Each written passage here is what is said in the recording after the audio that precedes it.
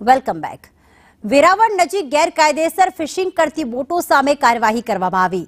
Maharashtra fisheries વિભાગે 6 બોટના licence રદ કર્યા છે। સમુદ્રમાં લાઇન અને લાઇટ ફિશિંગ પર પ્રતિબંધ છે। પ્રતિબંધ છતાં મહારાષ્ટ્રની બોટો દ્વારા ગેરકાયદેસર ફિશિંગ કરવામાં આવી રહ્યું છે।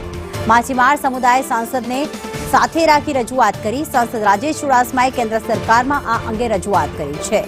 ગીર સોમનાથ વેરાવળ નજીકના સમુદ્રમાં ગેરકાયદેસર ફિશિંગ કરતી બોટો સામે કાર્યવાહી કરવામાં આવી છે। મહારાષ્ટ્ર ફિશરીઝ વિભાગે 6 ફિશિંગ બોટોના લાયસન્સ જ રદ કરી નાખ્યા। સમુદ્રમાં લાઇન અને લાઇટ ફિશિંગ પર પ્રતિબંધ છે, તેમ છતાં મહારાષ્ટ્રની ફિશિંગ બોટ દ્વારા થતી ગેરકાયદેસર ફિશિંગની આખી કાર્યવાહી સામે આવી। ત્યારે સ્થાનિક માછીમાર સમુદાય દ્વારા સાંસદને સાથે રાખી અને સરકારમાં રજૂઆત કરાઈ હતી। તે મુદ્દે જ આ 6 ગેરકાયદેસર ફિશરીઝ બોટ પર હાલમાં તેમને સસ્પેન્ડ કરવામાં આવી।